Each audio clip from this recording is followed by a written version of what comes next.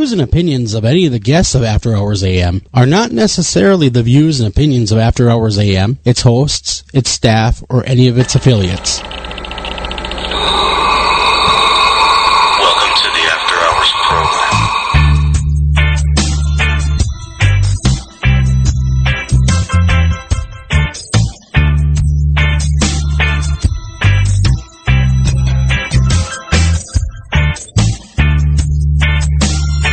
Welcome to this edition of After Hours AM Storytellers with your hosts, Joel Sturgis and Eric Olson.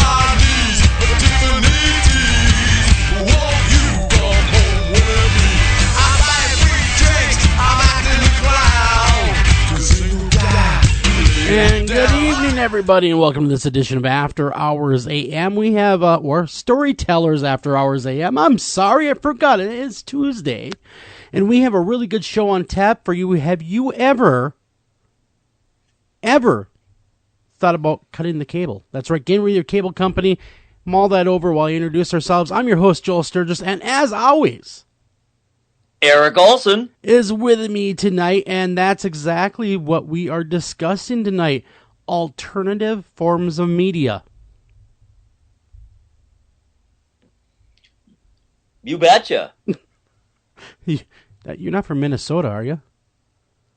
No, I just watched Fargo, though, which is in North Dakota. No, yes, you're right. We are on After Hours AM Storytellers, which is a mouthful, but it says what we're all about. We're about telling stories on Tuesday night. That's and right. The big deal, there's been all this talk for decades now, or at least decade and a half, about consumers cutting that cable and or satellite or dish cord. And the reason for that is you're forced to bundle by the economics of the system. You don't get a whole lot of choices. Yes, you can pick tiers that will include X number of channels in this tier and X number in that tier. And you, of course, can pay additional for the premium channels like HBO and Showtime, etc. But still, your options are limited. You can't pick ones and twos and formulate and shape the channels you're getting to your specific needs. So in a sense, all we consumers out there are helping to fund some of the less popular cable channels that they're saying will not exist if people are allowed. Yeah, but it's a channel subsidy is what it is then. It's exactly what it is. It is a channel subsidy. And their defense, the cable system, the cable, the entire system that works that way, which really isn't just cable, and it also would include satellite and the methods of getting the services over the phone, which still exists through your phone companies. So their answer to that would be, well, we're doing a service to the lesser people, but who are very, very adamant about liking and watching and following their little niche channel. And there may not be enough people to make it economically feasible on a one-by-one basis.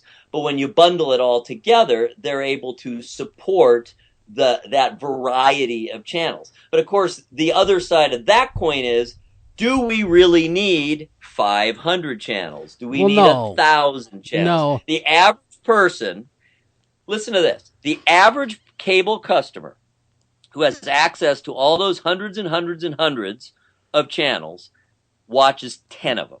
Yeah. The average person watches 10. Ever watches 10. So clearly they're being overserved and overcharged for how they actually Well, use it. what is your cable bill every month, Eric? What's your cable bill looking Well, like? Mine really is a bundle because it includes my internet service, which is high speed because I'm on my computer all day. I need access to media via the internet, and so I have the highest speed that I can get without going to a business plan, the highest consumer speed. So there's that. There's my phone is included in that bundle. My landline is included in that Sure. deal. Then, of course, there's the cable itself. So really, it's kind of three separate things, but we pay about $250 a month for all that. Wow. Yeah, I bundle as well. I have the standard cable, phone, and internet, and that's like, it's for the consumer bundle, like bottom line bundle, if you want to go that route. Starting price, basically worth anything, is $100 a month. So you go from there, and it gets really expensive really fast. If you want to go up that ladder into more, like you said, the faster consumer internet. And now we're talking, $200 to $300 a month is not unheard of. Oh, not at all.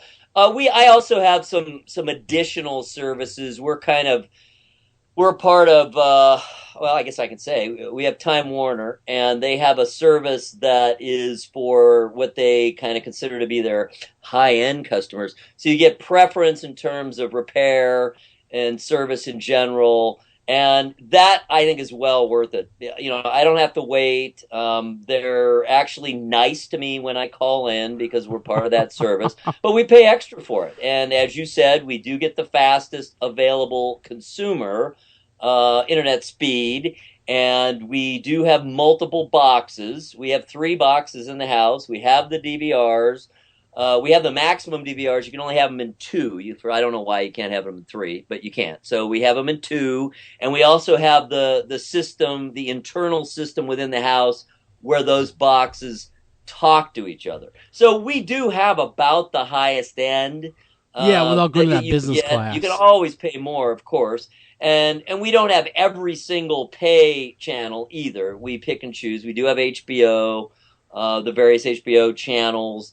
And we do have Showtime, but we don't have the other pay channels or the other premium channels. So we could pay more, if we chose to, but we are near the top, and I do admit that.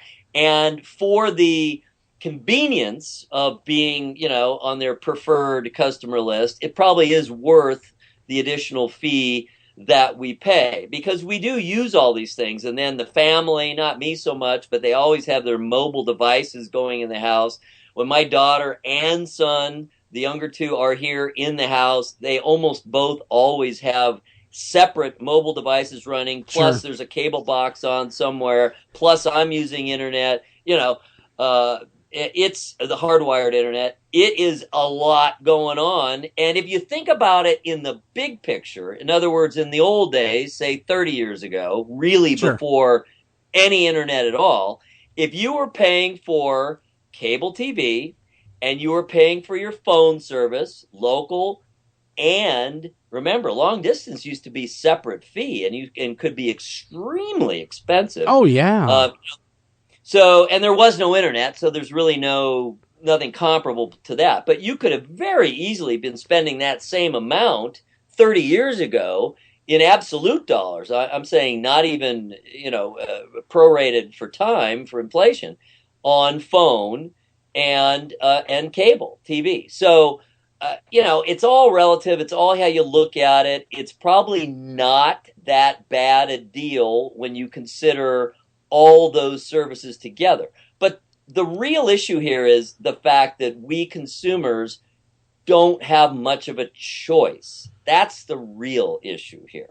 We have to take, as you said, about that minimum $100 package. Yep. That's about the least you can get away with to have the services we're talking about, even just the bare bones variety. Yeah, exactly. And do you remember the good old days, though, when you could steal cable?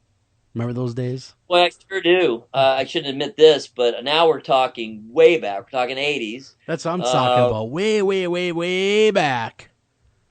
Yeah, our next door neighbor in the apartment complex we were in Southern California, our next door neighbor worked for the cable company, and he had like 50 freaking boxes in his yeah. apartment. He was handing them out left and right like they were candy. Here, have a box, man. When I was a kid, I shouldn't say kid, I was in my very early 20s. I was living in an apartment complex where one person had cable, but they spliced it off to pretty much every other unit. Yeah, that wasn't unusual either. It was weird you know? because, it looked like a big, huge spider coming from his place, if you looked at his cable system. And, back in those days, you could get away with it, and, you didn't have the technology they do now to, detect a leak and go figure it out. But, yeah, back in those days, you could get away with it. And back in those days, they used to have shows like USA Up All Night and the stuff worth watching late night. Now, there's nothing really notable to watch anymore other than infomercials in the wee hours of the morning. Well, what most of your channels, the ones that not everyone watches, so in other words, not basic cable, not the networks, and not the main news channels or sports channels, anything else. What they typically do is they just rerun the same shows over and over and over again. So Sure. There's nothing new going on late at night. No. They're just re-showing what they've been showing all day long. And that's how they get away with it, because it is expensive, obviously, to put up a network, to put up a channel. And the bottom line is they're only going to make a certain amount of content, certainly, especially original content. So once having made that, they're going to show it over and over again to get the most they possibly can out of it. And, of course, that's why there's still so much syndication. If you'd have told me 30 years ago that we would have 600-700 channels, but most of them were just showing syndicated sitcoms and dramas, from 10, 20, 30, 40, 50 years ago, I would have said, wow, I would think that you could do something better with all that space. Well, exactly. And now you get cable, and there's like 15 different church channels, 10 different news channels. And I'm being conservative on the news channels. There's tons of news channels. It's just gotten so glut with coming at you from all different directions and different political points of view. And, there's the business news, and then there's regular news, and then, so on and so forth. And that's not even including, obviously, the network news and local news, which is on top of the 24-hour news channel. Yeah, I mean, I remember growing up, all we really had was 3 channels.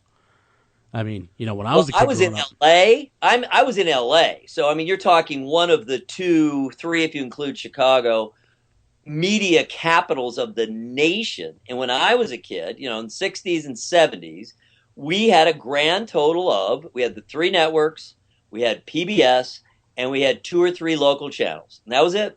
Yeah, but now, like you said, so glut. It's so glut with content that it just, I'd rather watch Netflix. I mean, that's where I'm at, or Crackle, or another service, rather than having to sit through and wade through all these channels, to be honest with you. Well, plus, of course, not only is it a more consumer-friendly and more flexible format, but you can put it on various devices, and that's the big thing now. People want to be able to take it on the go and be able to watch from their phones or their iPads or whatever devices they are using, portable devices, smart devices, anywhere and everywhere. And as we're getting more and more ubiquitous with Wi-Fi, we're definitely not there yet. We're not to fully Wi-Fi everywhere yet, but if you're in a major urban area, it's pretty much Wi-Fi everywhere. Oh yeah, no, absolutely it is.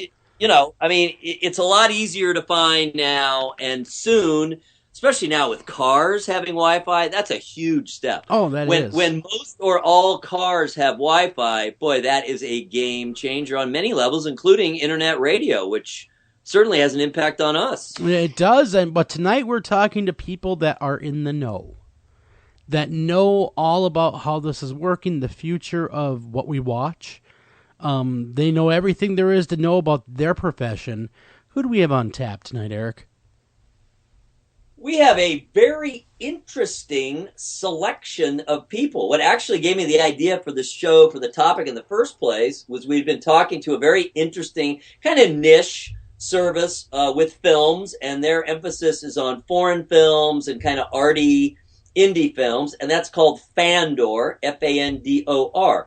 And we have two representatives from Fandor. We have the co-founder, Albert Reinhardt. We have the acquisitions director, Amanda Salazar. We have a filmmaker who works with Fandor, and of course he does lots of other things, so we'll get the artist, the creator's perspective. His name is David Schendel, or Schendel, we'll find out.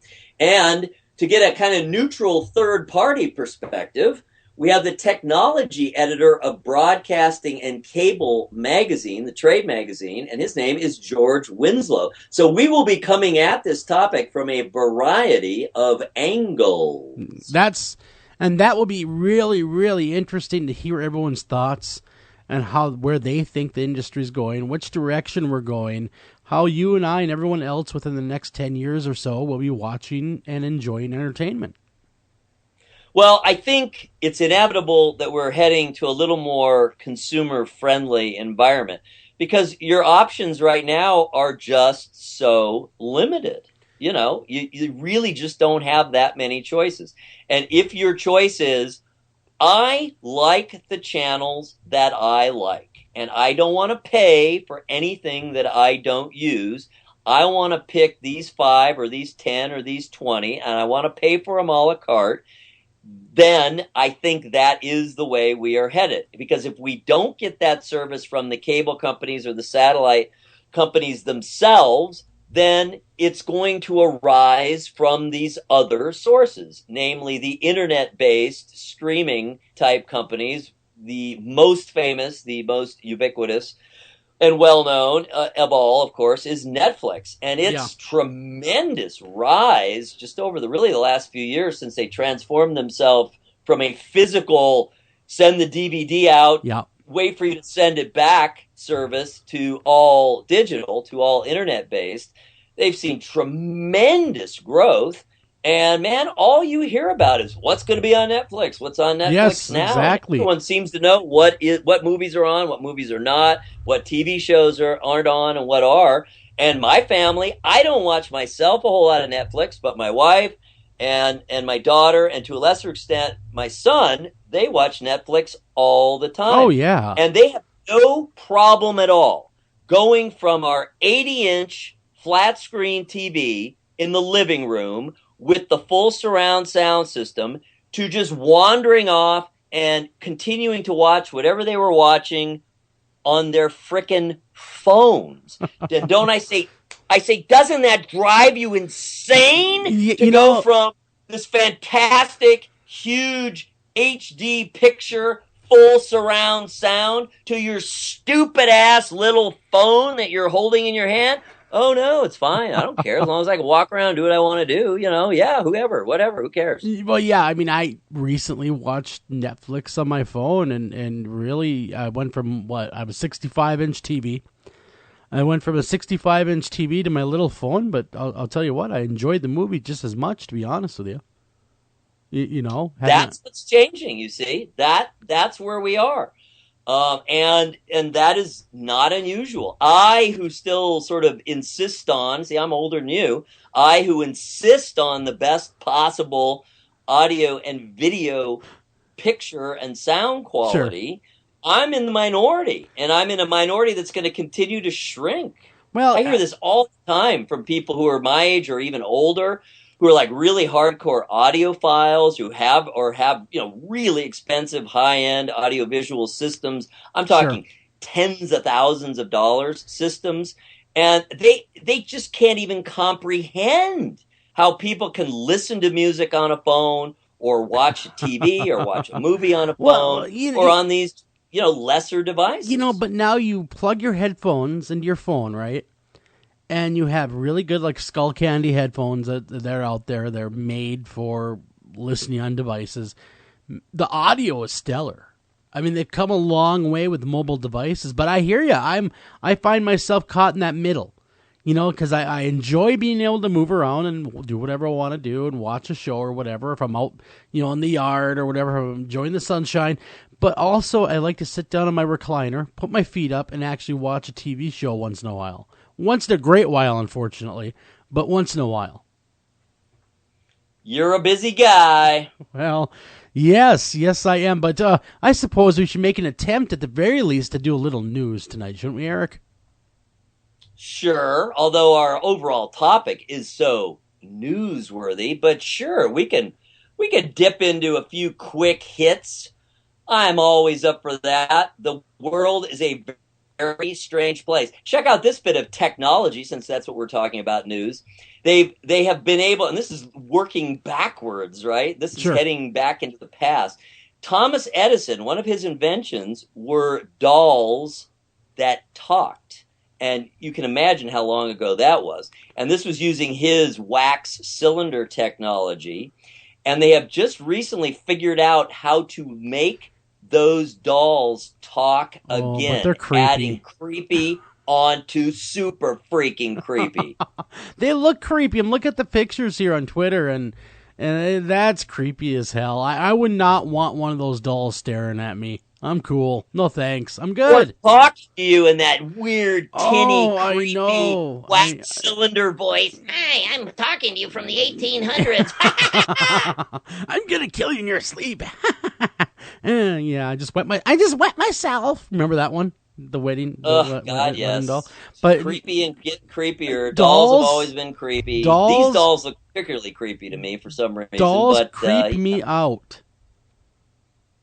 All right, so if you want to follow along at home, my friends, we're on the @AM Haunted, the America's Most Haunted Twitter feed. Just whip on over there. Give us a follow. Join the other 372,000 followers who who avail themselves of this. All right, so creepy. Let's talk about clowns.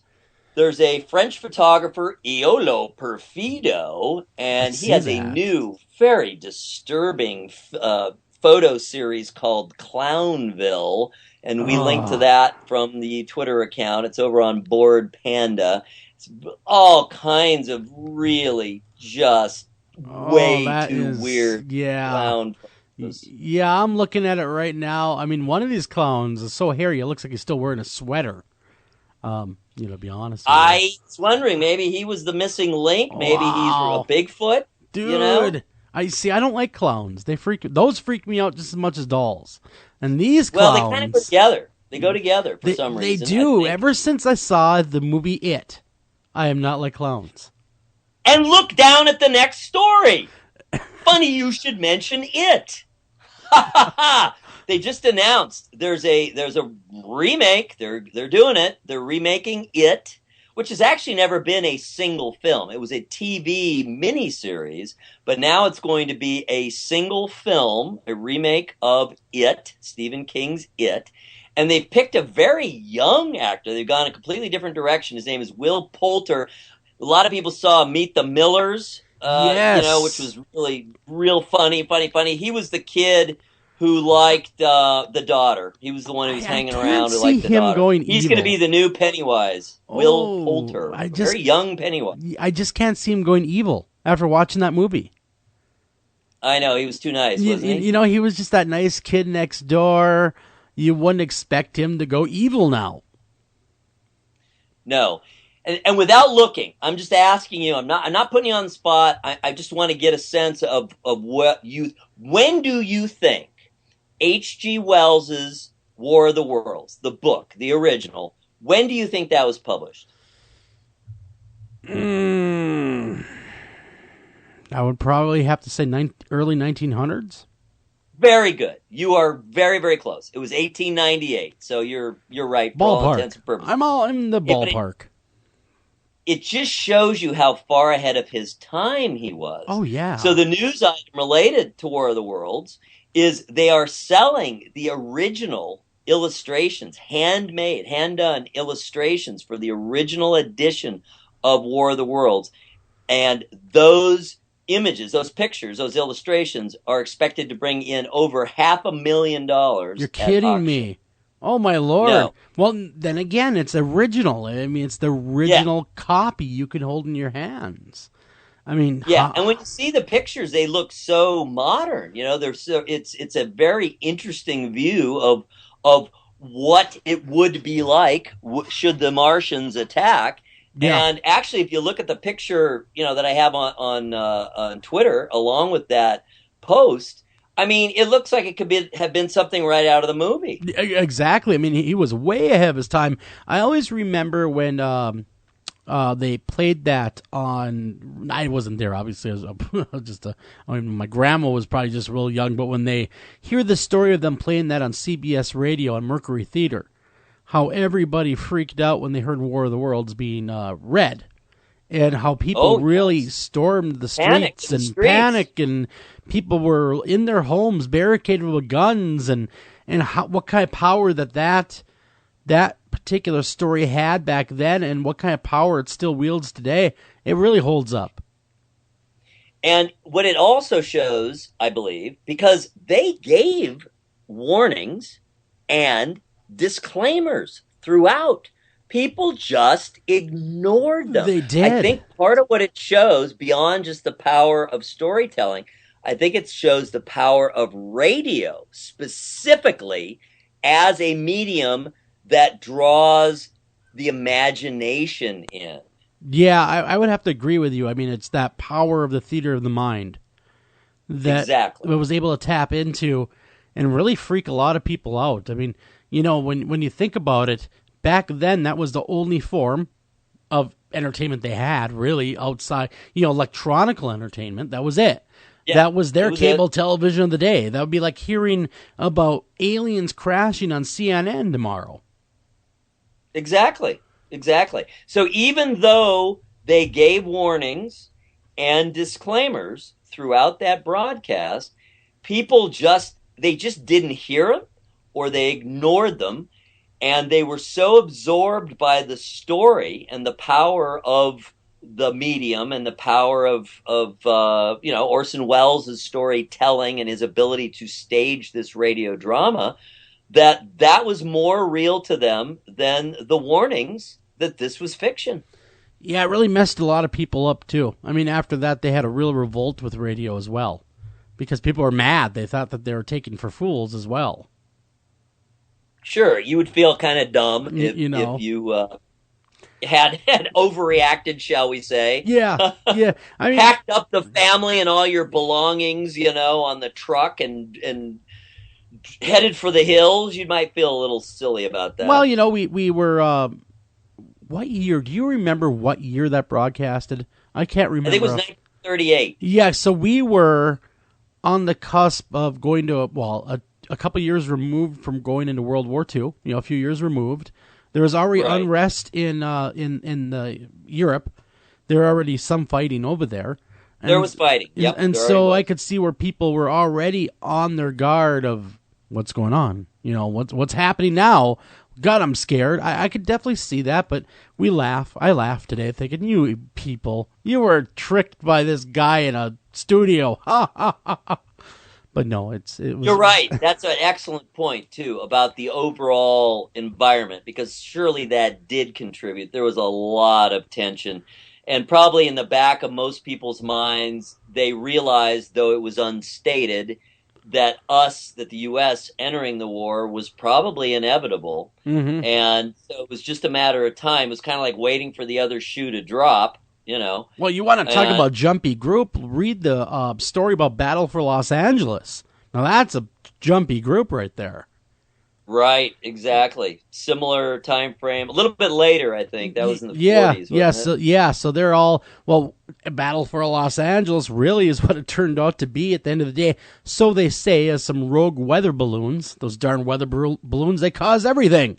But God, I know. They should be ashamed of themselves. They should be. First it's that, then it's Roswell. I mean, come on, guys. Make up your mind to what you want to be. Good, evil, indifferent, but go with it, please. But I guess... I think you have to use some other form of weather forecasting and banish all the weather balloons from here on out. That would be smart. That would save on the whole hate mail, too.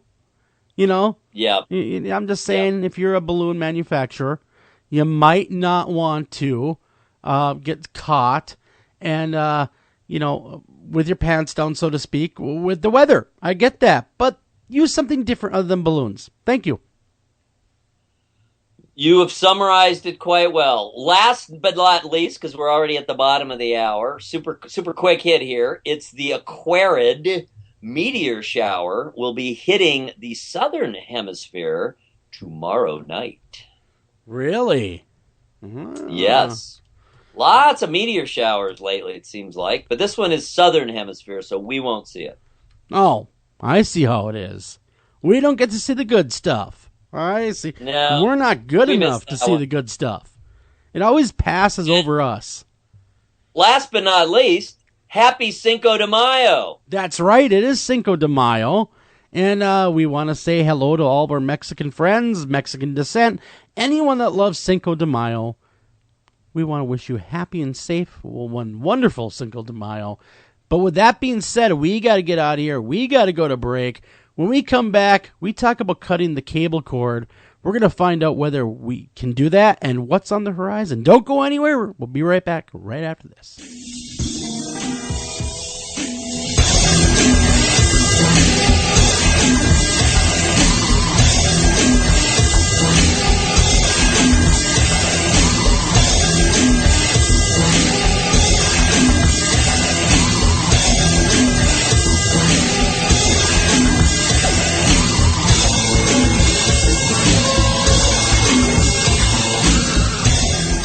It's your ideas, work, and creativity that make it your yard. At Ace, we're here to help with hoses and sprinklers to nurture growth, gardening tools for the shape of good things to come, even the right fertilizer and bug killers to make the grass a little greener. You'll find it all now at Ace, your place, with everything you need for your yard, plus helpful advice, almost like we're right there. Ace, the helpful place.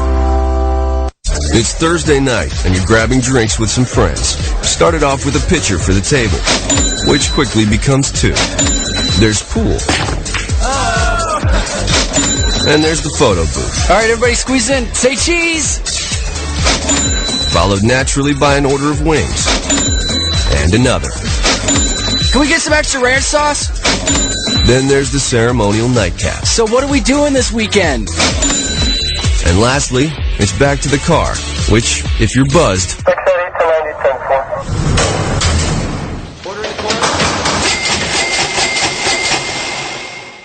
could be the most expensive night of your life. Getting pulled over for buzzed driving could cost you around $10,000 in fines, legal fees, and increased insurance rates. Nothing kills a buzz like getting pulled over for buzzed driving, because buzzed driving is drunk driving. Brought to you by the National Highway Traffic Safety Administration and the Ad Council. Are you hungry? Hungry as a gremlin? Here's Gremlin cereal. Gremlins, bite after bite. What a tasty way to satisfy a gremlin appetite. Gremlins is a deliciously sweet, crunchy cereal that satisfies the hungry little gremlin. That's in all of us. Gremlins, bite after bite. What a tasty way to satisfy a gremlin appetite. Gremlin cereal is part of this complete breakfast. Gremlin, yum yum. Ranger Station, Ranger speaking. Yeah, hi. I'd like to report a bear sighting. Location. My backyard. Oh, your backyard. Try telling a bear that. I did, and this bear talked back. Talking bear, that's rich. No, wait, it was Smokey Bear. Smokey? Why didn't you say so? I did say so. Continue. I was burning yard waste. No, boy. He told me to burn legally and responsibly, and to remember that if it's too hot to touch, it's too hot to leave. And as always, he's right. You know, 9 out of 10 wildfires are caused by humans. That means 9 out of 10 wildfires can be prevented. Yeah, I know that now. Thanks to me.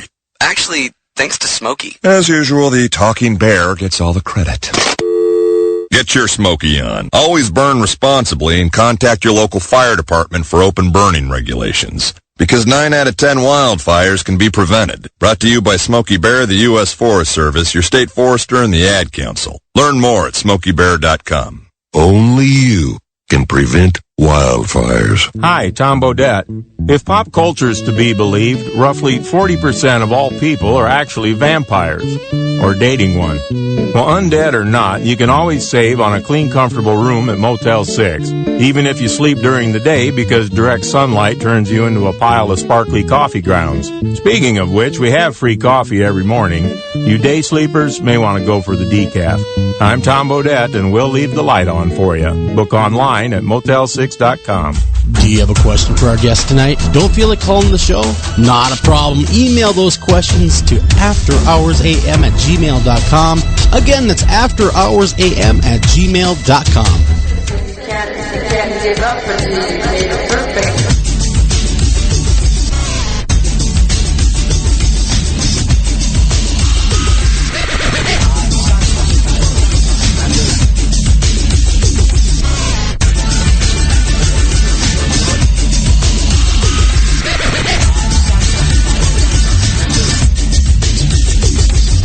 And welcome back to After Hours AM, everybody. I'm your host, Joel Sturgis, and along with me is Mr.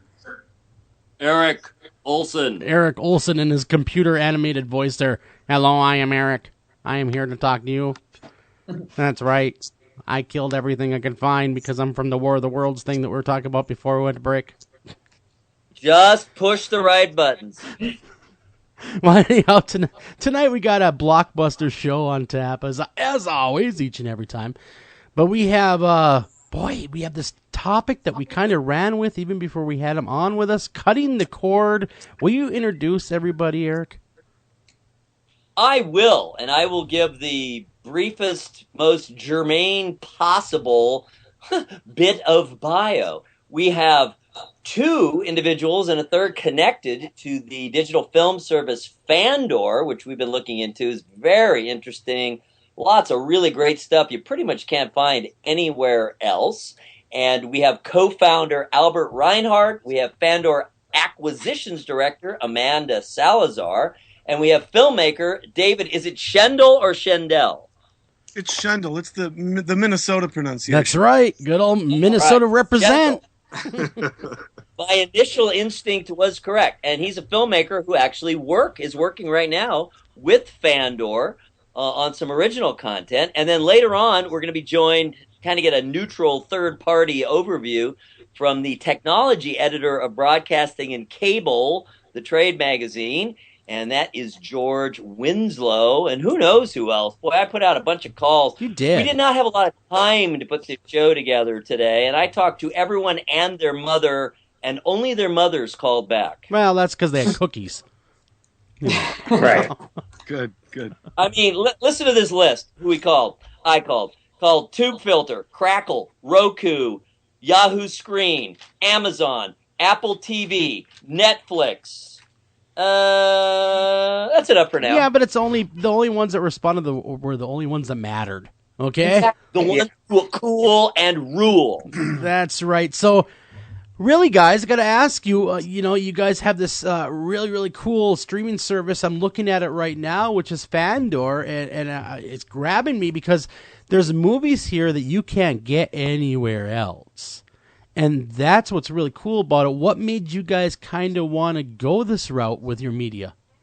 Well, it started off about 5 years ago. The other two founders and I were talking and just, super excited about what one of us had just gotten. They'd gotten the first Roku set-top box, and we're just blown away by how it could work. And actually, it was interesting at the time, Netflix and Major League Baseball were the only two things offered on it when it first came out.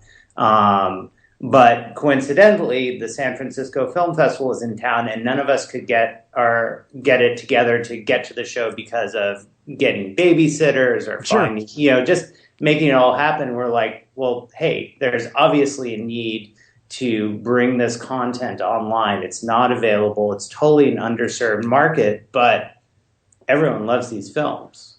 That's so true. They do, and like a lot of the forgotten films you can now find on these streaming services that you can't find anywhere else. Like, my God, the other day I watched the original Assault on Precinct 13. I haven't seen that in years. I'm talking about the old school one. Right. And I haven't seen that in years, but there it is on one of the streaming services. It holds up. It's just as good today as it was yesterday. Right, and it's amazing. I mean, it's like a video store with infinite storage space. There's just everything that could be available. And one of the key things that we're trying to do at Fandor.com is really try to provide some of that context around the films. Like, why is it important? Why should you watch this? Like if you haven't, how do you decide to watch a film that you haven't seen a billboard for? Very true. And, sometimes you go off the stars. Sometimes, how many stars it got from other users. You Right. take that chance, but sometimes that's the fun part about it. Is taking that chance and discovering that forgotten classic. Right. Well, it's like picking an album or a movie by its poster or by its box, right? Yep. There's some delight to that unknown discovery. Yeah. And Albert, you and Amanda, you guys came in on the ground floor along with Davey? I would say I came into the team about a year ago, so I'm quite new to the team, and it's upswing of what's going on. But David's been a Fandor filmmaker with us for a long time. Yeah, he had one of the first films that we had on the service, Yang Tanks, which is just incredible, and it was just such a delight for us to be able to have that early on. And I don't know, do you want to talk about that, David? Well, yeah, I mean, I'm a huge fan of Fandor and streaming content on the web because I think it's opening up incredible channels of distribution for filmmakers who don't have video game deals to make their films into video games after they premiere. Yes. So, I think it's Yang Tanks was an interesting thing because that was my first documentary, which I made a few years ago. And Jonathan Marlowe, who's another Fandor executive, saw the film and had talked to me about it at a film festival. And it ran its course, kind of. It played on PBS primetime and Sundance Channel, and then ended up, falling off the bell curve, as most films do after their initial distribution. And Jonathan gave me a call and said, "Hey, man, I love this film. I remember it. We would love to re-release it on Fandor." And I was just, I was tickled pink, and just it's been great. I mean, a lot of people have been able to see the film because of Fandor, and I'm very thankful of that because I think it's an important film. It talks about U.S.-Cuban relations, and obviously that's a very hot topic right now. Yeah, it is, and as I'm looking at Fandor here and other streaming services, it kind of opens up the door. It kind of lets you bypass the big Hollywood rubber stamp and lets you go to the masses as well. Yeah, definitely. Mm-hmm. Yeah, it's direct to audience. And that's a beautiful, beautiful thing. That really is, because that way you let the audience determine what they want to watch. Yeah, absolutely. It's very true. I mean, what I've been telling people lately is that, we do have free speech in this country, but it's very expensive. This is true. Yes. So being able to reach an audience through Fandor and other streaming websites kind of cuts out that little bit of I'm not going to call it censorship, but I mean it cuts out a filter that is there, for films that might be bigger budget, maybe have more advertising and such. Right. Well, it gives you direct access to your audience from what you're talking about, and in a lot of ways, Fandor as a curated service, which I think we're very proud of as well. We, it's not just festival favorites and whatnot. We also stream and license short films, which is very rare in the market, and that opens up a lot of doors for filmmakers as well. So there are feature films that tend to go out and have a theatrical run, and their shorts never get seen. And we actually have a platform for that as well. That is a really good service, though, because we get to see the origins of the film that way as well. See the shorts, see how it really came together. Mm-hmm. Yeah.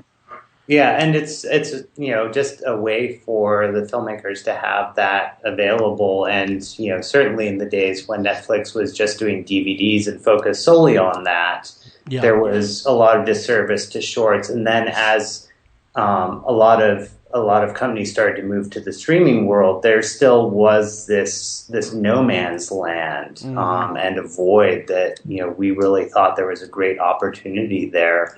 To get all these underserved films and bring them to light, or give them another run.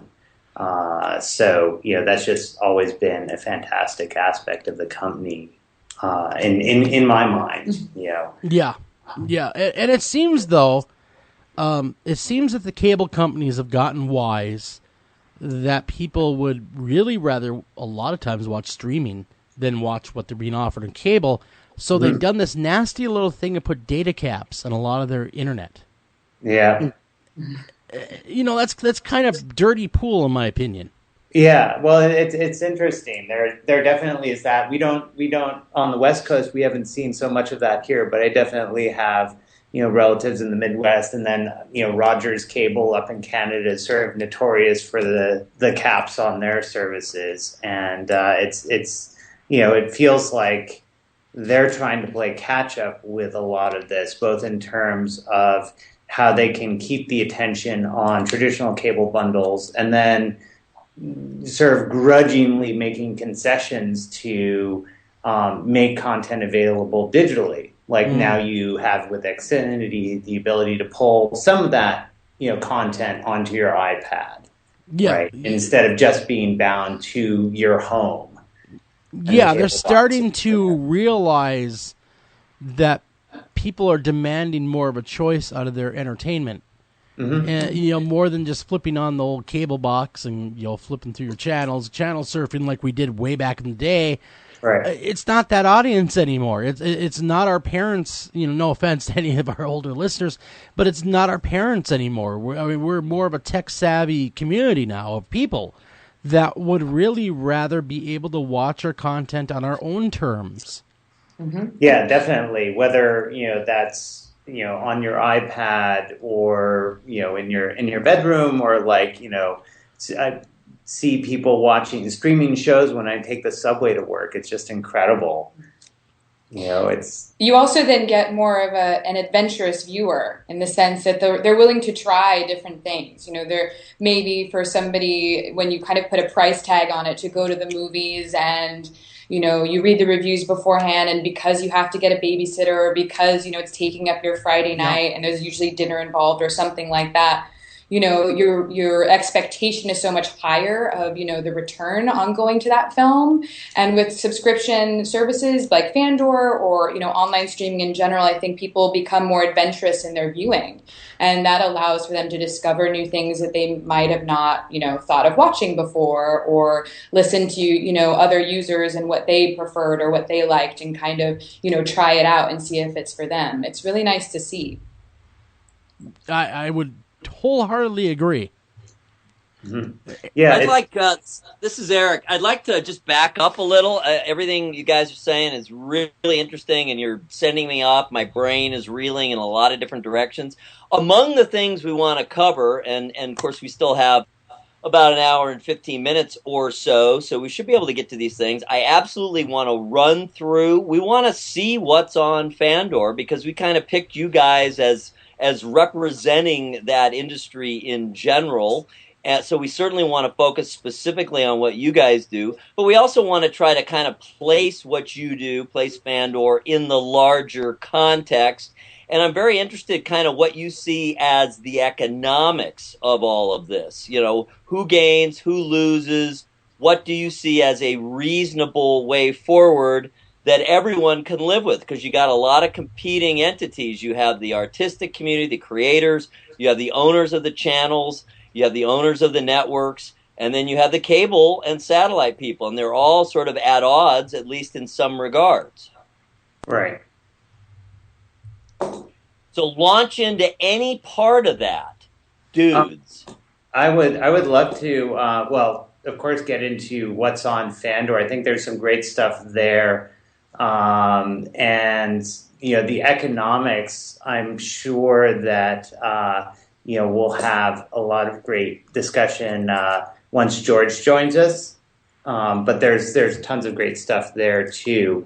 Just quickly, I'd say that one of the founding principles of Fandor, which was really important to Dan Aronson, Jonathan Marlowe, my two other founders, and I, was that we be equitable with the filmmakers, that we truly enter into a partnership with them and have transparency on the reporting. So one of the keystones of our business is that we are a subscription service in which all the filmmakers share. And, they get reporting on what's being watched and a lot of transparency onto what the numbers are. And I think that's just very critical for them. It's there right now. We see a huge divide in what, say, Netflix and Amazon can pay for advances on the blockbuster films. And clearly there aren't a lot of people that can compete in that market. Yeah. Right. They're either spending a lot on original content, like a lot, or you're paying huge upfronts. Or, what we chose to do is, instead of dealing with these upfronts, is just say, work with these great filmmakers and artists directly and, sharing the profit together. And that's a smart way to go about it, because, for a while there, Netflix itself was a little bit in the garbage because a lot of their mainstream movies, the movie houses pulled away. Right. When Starz backed out of the deal 2 years ago, that was a huge loss. There was just a giant chunk of their streaming service that went away, and they've been able to fill the gaps, and they've done an incredible job in really maintaining a great library. As a movie lover and a parent, I got to say that although I am a founder, I still have Netflix. There's no way around it. Oh, sure. I think as you're considering cutting the cord, what do you want? What is the purpose of that? Is that to just, basically it's just to say, well, no, I don't want this bundle from the cable company. It's, I want this service and I want this service. It gives you a chance, especially with the new Roku boxes, to cherry pick your content. Did we lose our visitors?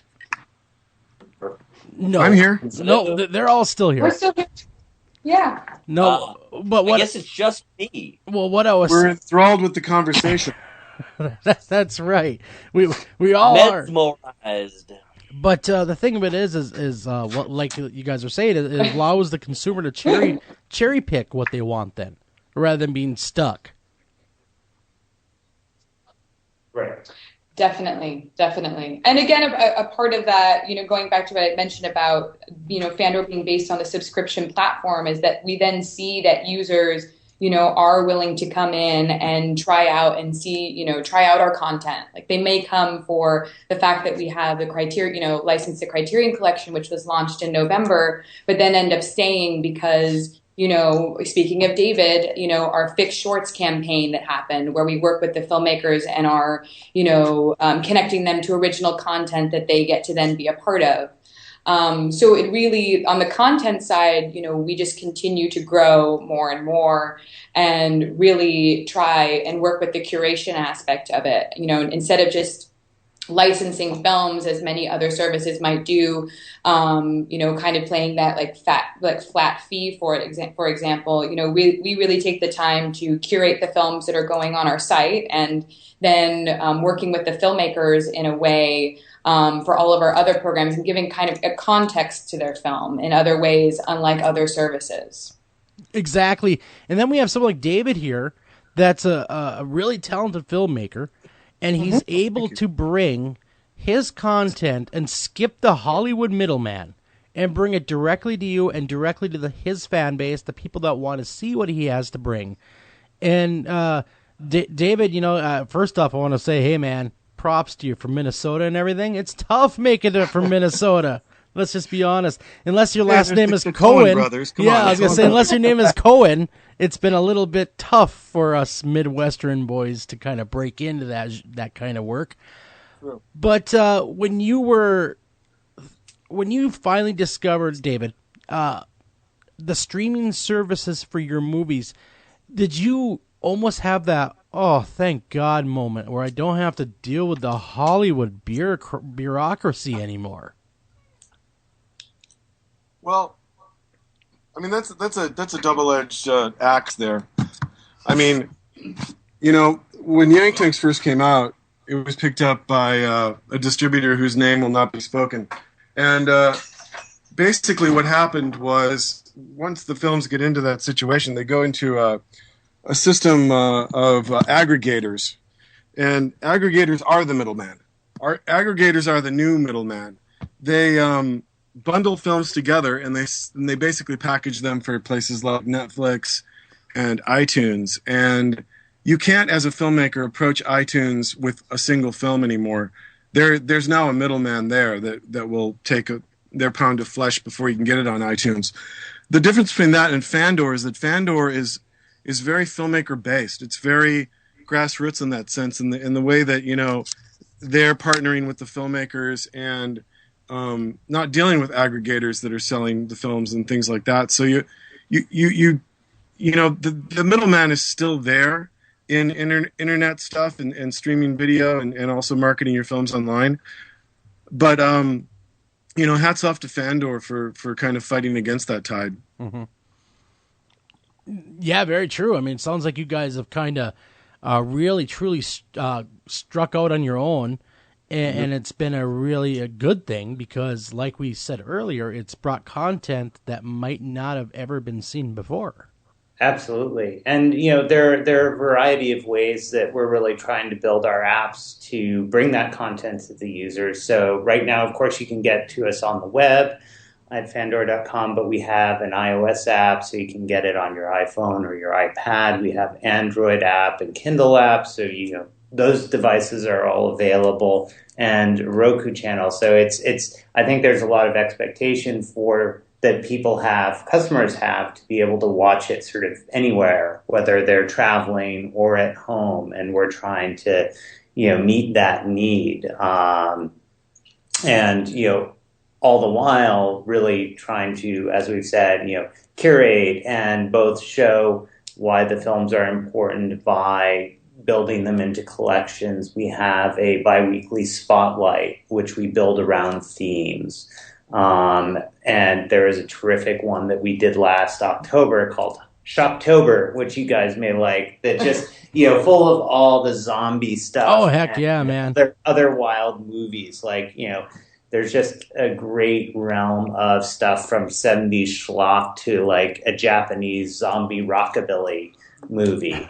And one of the famous Italian filmmakers, horror filmmakers, which I'm sure you're familiar with, Dario Argento. Yes. Is actually one of our fixed filmmakers, and we assisted in, I mean, going a step further, like essentially stepping out of the platform. We found, okay, Dario is doing an Indiegogo campaign for The Sandman, and how can Fandor, you know, essentially connect our audiences with his in a way that is, you know, we essentially helped promote the campaign. We offered, you know, rewards with Fandor subscriptions.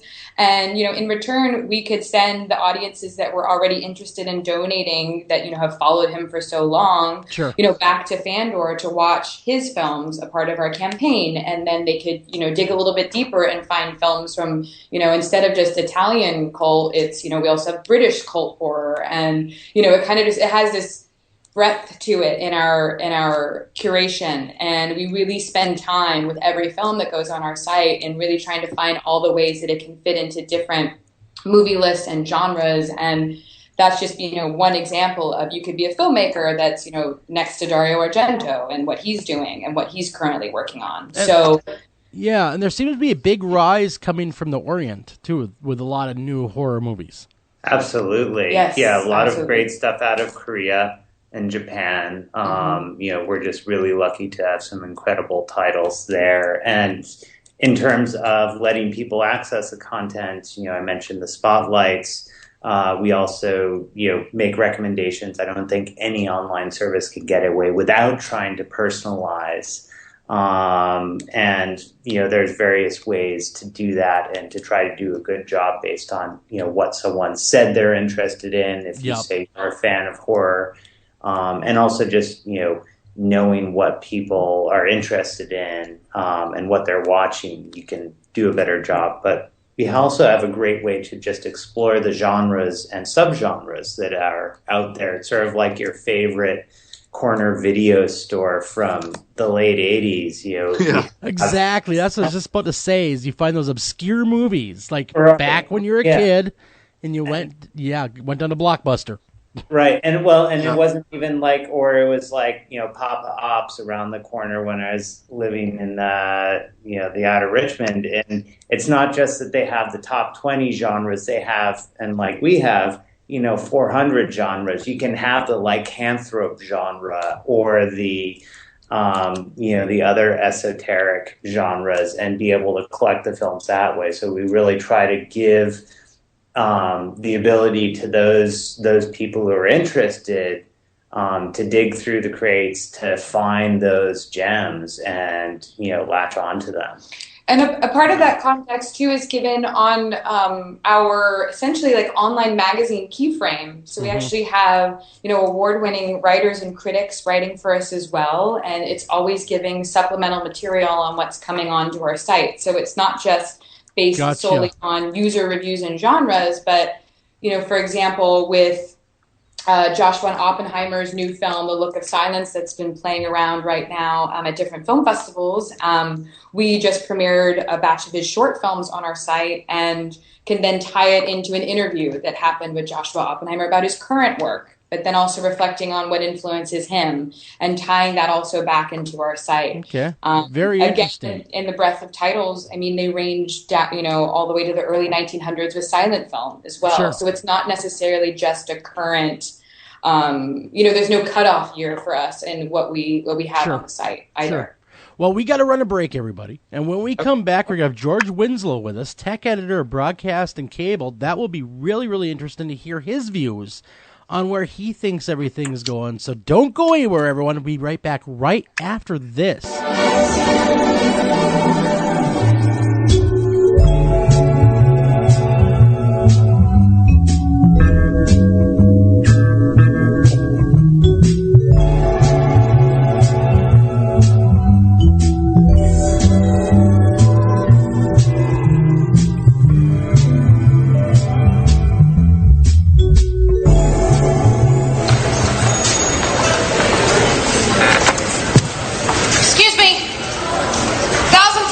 Patients can't afford a place to stay when the best treatment is far from home. A room shouldn't be the difference between life and death. Let's make sure that everyone who needs a room gets one. Let's make some noise. Let's help the American Cancer Society finish the fight.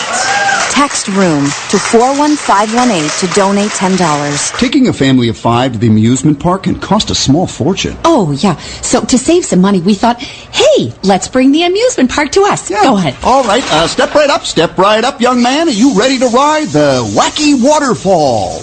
That's just the bathtub with the shower head running. Nope, it's the Wacky Waterfall. It's the shower, Dad. Waterfall. Wacky. There's an easier way to save. To get a free rate quote, go to Geico.com. Then buy online, over the phone, or at your local Geico office. Green light. Hey, girl. School zone. I'm getting hungry. Car changing lanes. You want to meet me for pizza? Stop sign. Intersection clear. Yeah, street. Pizza sounds good. Ballin Street? Girlin Street! It's hard to concentrate on 2 things at once, like texting and driving. Stop the text, stop the wrecks. How will you stop texting and driving? Tell us at stoptextstopwrecks.org. Brought to you by the National Highway Traffic Safety Administration and the Ad Council. Northern Tool and Equipment. So me and the boys head out to tailgate today and find some other fans in our spot. Well, it happens. Cheering for the wrong team. Oh, this is war. Even worse, they've got this couch set up and everything. A couch? Yeah, it's sectional. All right, first thing, don't ever use the word sectional again. Done. Second, I want you to grab a 4,700-pound tow chain with J-hook and grab hammer. Throw that on the back of your truck.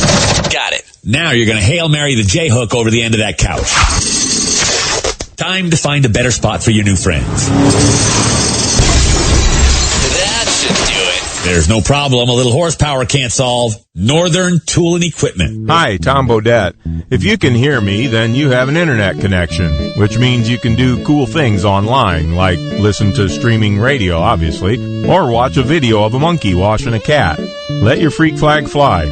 Or you can book a room at a great price at Motel6.com. Isn't the internet wonderful? Everything you want right at your fingertips, and whoa, did not need to see that. I'm Tom Bodette for Motel 6, and we'll leave the light on for you.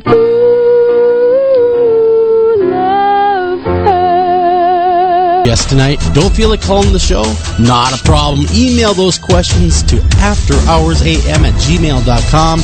Again, that's afterhoursam@gmail.com.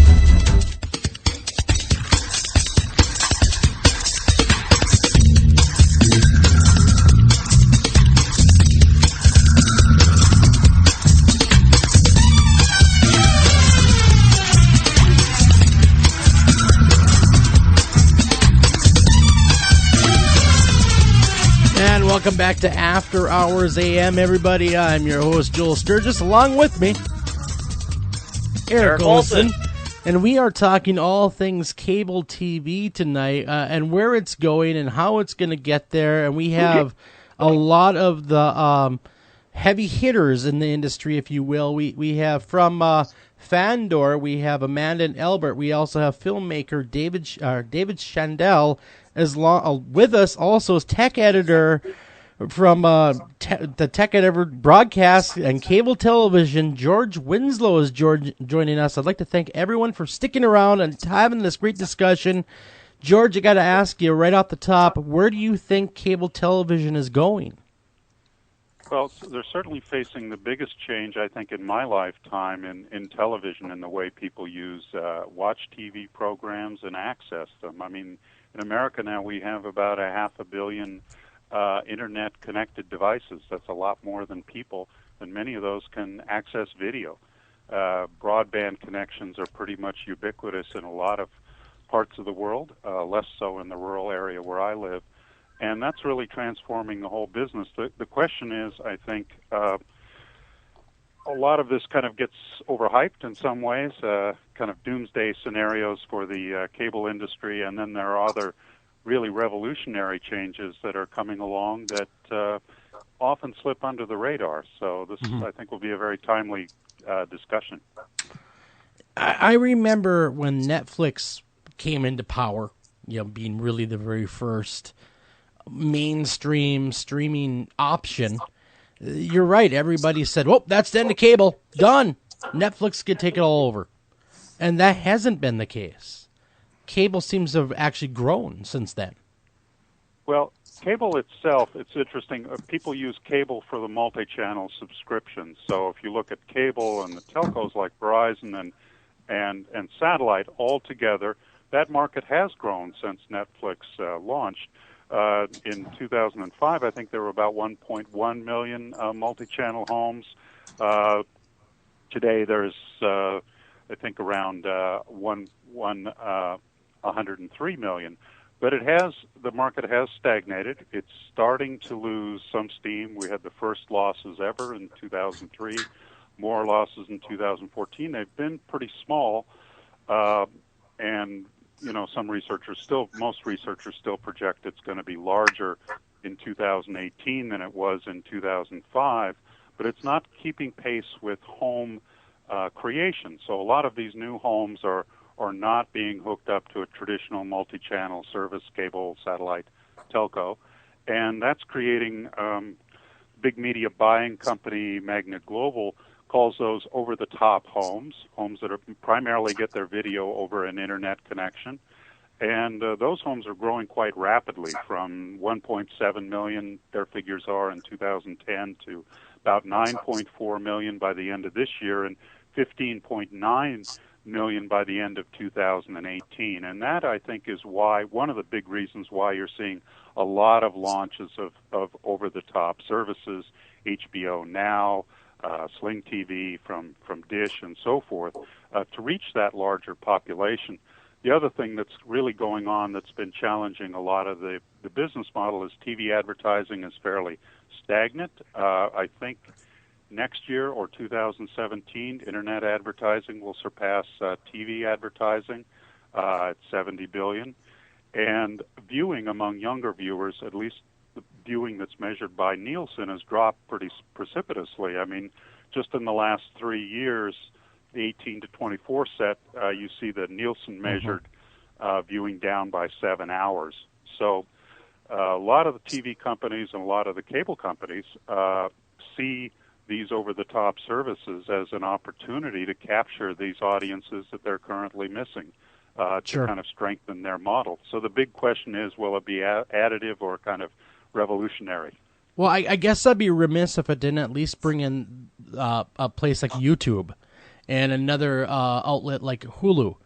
And those two outlets also have, primarily YouTube is now offering full feature shows and movies, where they were not doing that before. They're primarily catering to the person with a video camera that want to make a funny video.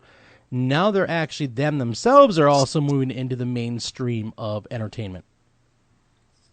Yeah, absolutely. And what's interesting this week, I don't know if this is what prompted your conversation, but it is the big cable show, which they've rebranded as INTX in Chicago, where the whole cable industry meets and gets together. And there have been a lot of announcements so far this week with some of the cable companies bringing in Netflix or Hulu into their cable system so that you'd be able to, on your set-top box, be able to see Hulu, switch to that, even search for Hulu and Netflix shows all through your traditional TV interface.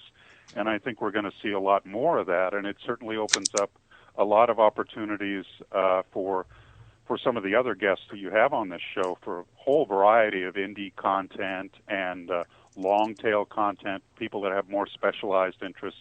As I do, I like to watch a lot of international news, and there's a great place for sticking those apps into this whole ecosystem and getting that content a lot more easy to people in a way that has been excluded in the past. Mm-hmm.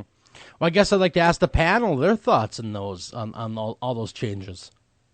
I mean, I love hearing what you're talking about, George. I mean, I'm one of the guilty parties who, went over the top. My family ditched cable. We still, as I was telling these guys, we kept basic cable just so we could get a lower bill, but all our streaming's done online, and it's just been amazing to see the cable companies basically trying to blow apart the bundles and then reform them in a package that's more compelling to the consumer, maybe make it a little more a la carte or whatnot. And also just make like Xfinity and Comcast making their broadcast content available, digitally online for anyone who has a cable subscription.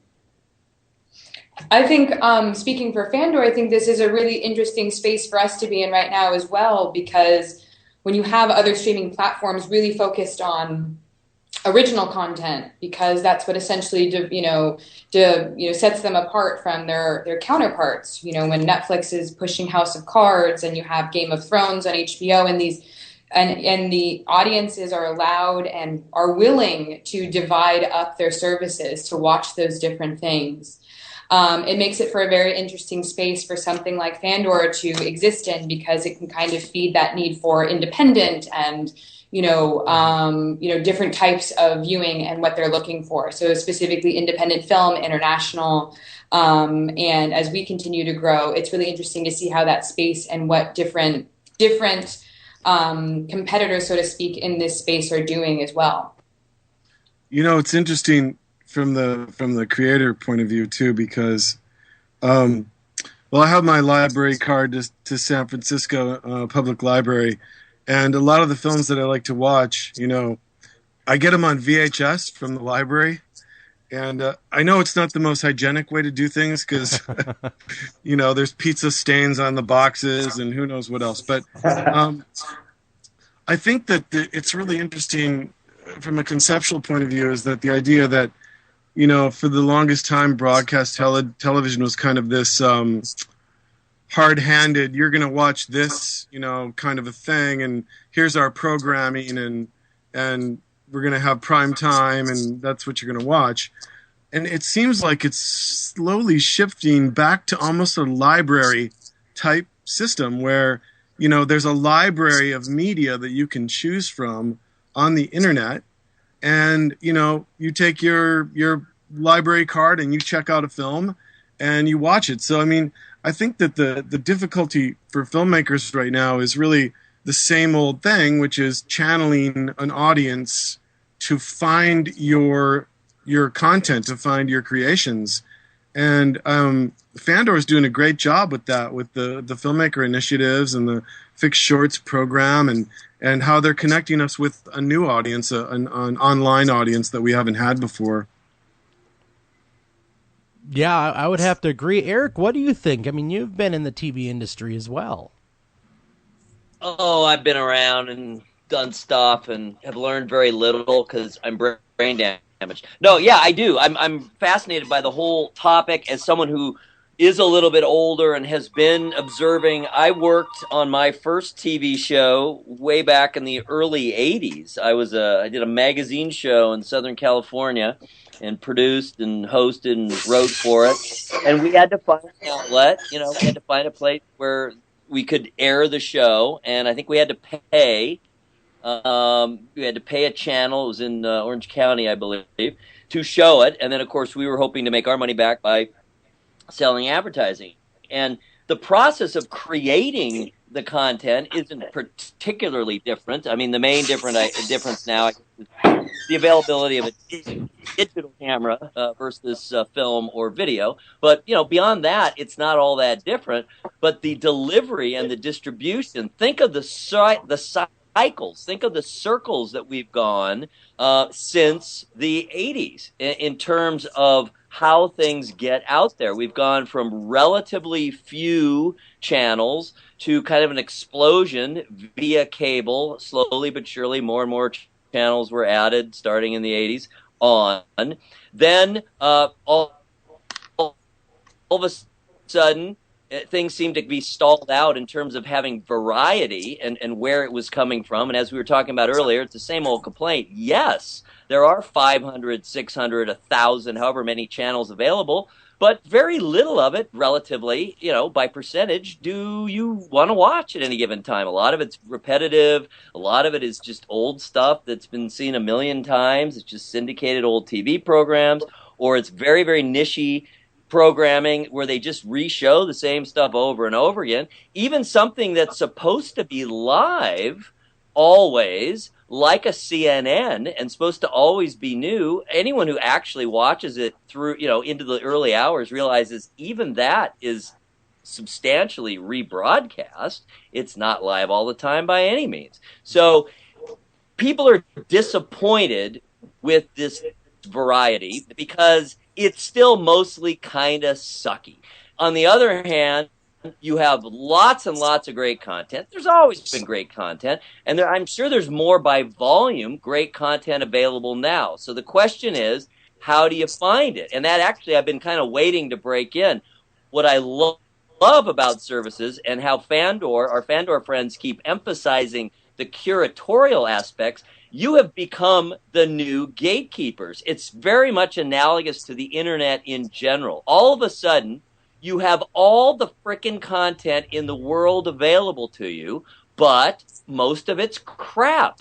So how do you get at the good stuff? You need people to help you curate it, to direct you, to point you in the right direction, to make suggestions, to act as gatekeeper. So on the one hand, we do want gatekeepers, but we also want choice. We want it all, and we want it now. So where we are is at a fascinating time. That is speech. It's interesting. There's definitely been a big paradigm shift, not just in people wanting their shows where they want to watch it on their iPad, away from home or at home, but also I guess we've neglected the whole just time shift. Like there was this phase where TiVo was ruling the world and DVRs were the king, right? It was all about you could get all this stuff on cable, but then you had to record it, and sort of save it and have a stash so that you could access it then when you wanted it. And I think that's where there's this big leap now, not just on which devices you can access, but the fact that you can access it at any time. There are still, binge viewing set up with Netflix when they release a new show, but a lot of it is just people want to watch it when they want to watch it. Good point. And to be quite honest, and maybe this is something that George could answer, I have a company here, full disclosure, named Mediacom is my cable company, and I'm sure you're familiar with the company. What they have done to mitigate some of this loss and this has been very unpopular, they have imposed data caps on their internet so people cannot binge watch or gorge watch Netflix. Is there really a reason for that, George, in your opinion, or is it just a game of catch-up? Well, part of this is that this fundamental change in viewing requires a fundamental change in the technology infrastructure for delivering all of this and dealing with it. and that happens on the network side. In other words, the infrastructure for a company like Mediacom, because on the traditional, cable infrastructure, you send out a channel and it goes to every one of your subscribers. So you could send it to 100 million people, or you could send it to 5 million people, and the additional costs are there, but they're not 25 times higher. The internet model, the personalized model, where you get what you want when you want it, is a single stream, and you then need the bandwidth to do that. So if everything were sent out perfectly personalized today, all the networks would crash and nothing would happen until people turned off the TV and went outside and exercised or something. Gotcha. So that's one big thing that has to happen is investment in the networks and the infrastructure, and that's a kind of a discussion that's beyond my economics pay grade. But the other big issue is the consumer experience. Now, I'm a tech writer, so I'm not the average American, but I have at least 12 boxes around the house connected that provide various streaming services. One of them exclusively provides French channels. Another one is a Roku, and so forth. And they all have to be hooked up with inputs to the TV, and then when I want to watch a different one, I have to change the input. It's very difficult to search for programming across the various services. It's not easy to find out if the show is on Amazon Prime, or if it's on Netflix, or Hulu, or someplace else, or maybe it's just sitting on my DVR with another terabyte worth of stuff that I haven't watched. So there needs to be a way to unify all of that in the home and make it very easy to look through all of this. It's important to curate the content the way Fandango does and others, but there also needs to be a way for it to be unified across all of these different services, so you're not having to go from one service, disconnect it, put it into another service, and so forth, to easily get to this content. Today it's really quite a laborious process, and I think that's one of the reasons why some of the pay TV statistics that I was talking about earlier haven't really cratered, just because it's a lot easier to have a set-top box and surf through your channels than to hook up all of these boxes and get your home network to work. Exactly. And you know what, George, what you need to develop is a TV guide for online streaming. There's $1 million idea right there. Right. I think there are actually, incredible opportunities out there just now, just speaking from Fandor's front, a couple of the technologies we support include this whole idea of casting. So Google has this $35 dongle you can plug into your TV called the Chromecast. And with that, the cool thing, and Roku has a similar thing that they support as well. But the incredible thing about that is that your phone becomes the most powerful remote control ever. Your phone can then connect, to the internet, and you can find the show you want to watch, and then you can open Netflix, you can open Fandor, and you can just say, I want to cast this to my TV, and you're off and running. Gotcha. And that's sort of, I think, starting to shift things. We're certainly seeing that on our end in terms of our viewership. We have people who do a lot of their watching on their mobile devices, but they're also then using these devices to basically act as the remote control to their TV.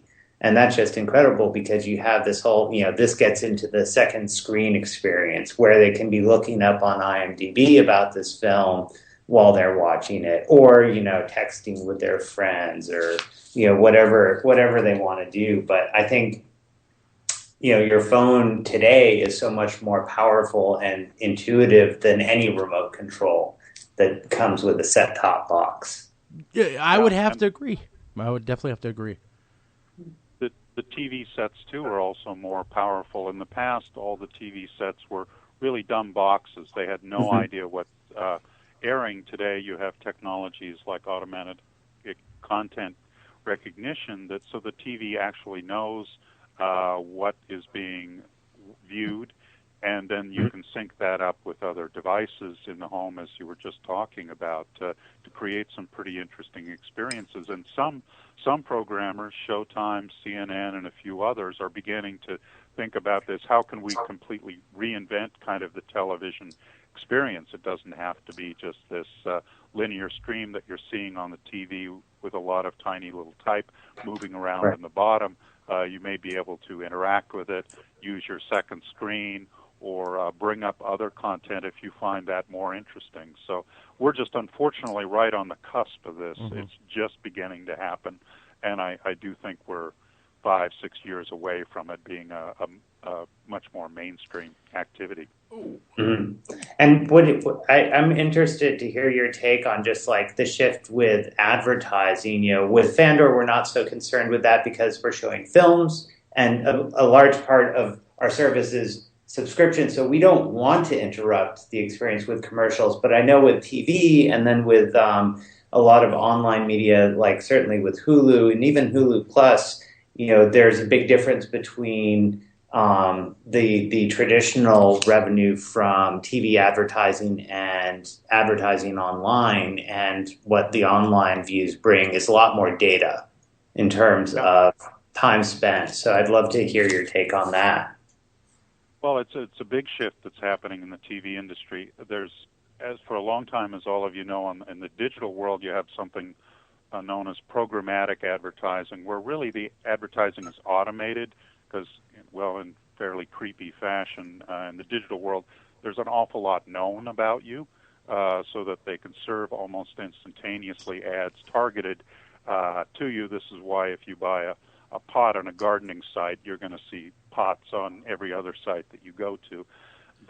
Those ideas are beginning to come into the television world because the TV advertising has been somewhat stagnant, and they're beginning to bring in some of these programmatic and very targeted systems, which you can do once you have kind of better data management at the set-top box level, or else your internet connection. And there are serious privacy and a host of other kind of political issues involved in that. But if it's properly managed and regulated, which I think it could be, then you would end up with advertising that's much more targeted to you. If you're the proverbial cat owner, you get cat commercials rather than dog food commercials.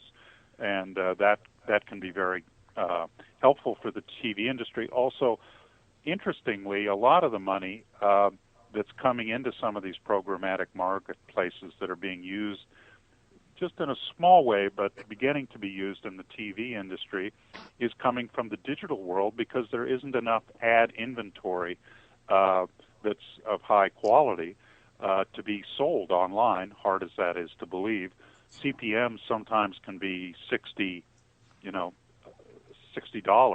which is 3-4 times as much as TV advertising. So it kind of brings things around full circle. But it does raise a lot of regulatory and privacy issues that will have to be sorted out, and that's why I think some of the players, some of the cable operators, have been reluctant to share that data, because all they need is a massive privacy breach, and what is a $75 billion subscription TV market suddenly gets blown up because you're trying to get a few $1 million worth of digital ads. Yeah. Risk versus reward, really, at the end. Yeah. Why isn't it all free? Why can't we just get it for free?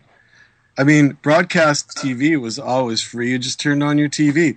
And maybe as Wi-Fi becomes more advanced, these we can cut the cable that way too, and we can, leave money in people's pockets so they can actually subscribe to things that they want to watch rather than being shackled with these huge cable bills. I mean, there's no reason why we should be paying so much money to pay for something that seems like it's a broadcast technique. And I'm really hoping, that Wi-Fi free Wi-Fi can kind of change the marketplace as well, because, I pay that Comcast bill every month and I'm like, why am I doing this? Right. It's a little bit some of the business. Well, I think it's time for proletariat. It's time for the proletariat to seize the means of production. Oh, wait, that was tried before. Well, guys, we got to run the break. George, can you stick around after the break, or do you got to get running? Absolutely. Cool, Absolutely. cool. Well, we'll be right back with a spirited discussion. Don't go anywhere. We're going to find out where George thinks the industry's really headed. You're going to love to hear that. Be right back after this.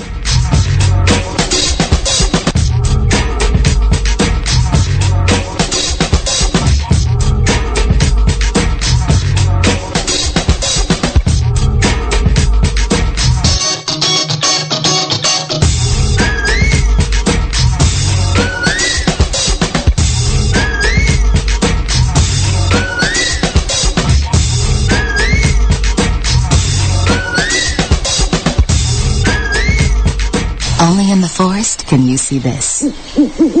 But nothing beats the moment you see that. Cool! That's your child's eyes opening up to a world of possibilities. There are some moments only the forest can inspire. Find yours at discovertheforest.org. Learn about forests near you and discover cool things to do when you go. And you might just see this. Visit discovertheforest.org. Brought to you by the U.S. Forest Service and the Ad Council.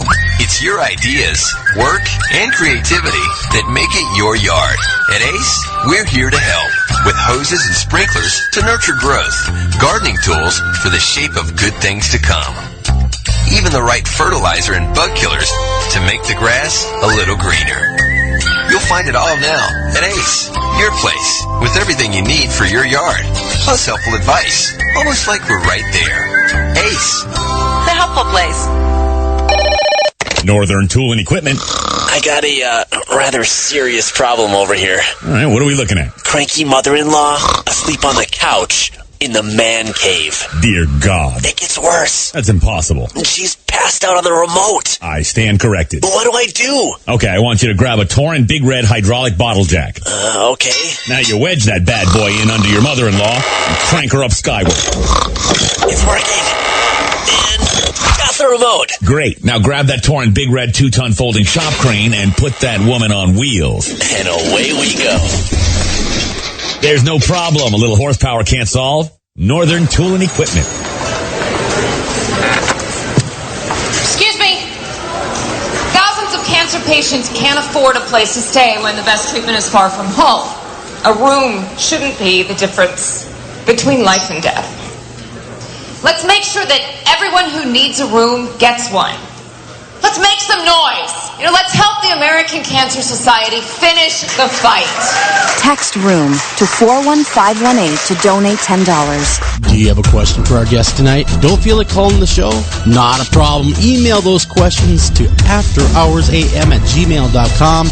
Again, that's afterhoursam@gmail.com. The views and opinions of any of the guests of After Hours AM are not necessarily the views and opinions of After Hours AM, its hosts, its staff, or any of its affiliates.